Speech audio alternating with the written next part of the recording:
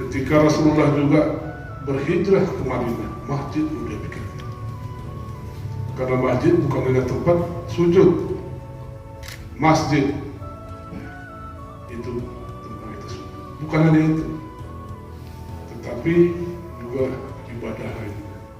Kita akan membangun atau merehab sebagian atau sebagai sudut masjid kita ini dalam rangka mempercepat ya, bagaimana masjid ini bisa berubah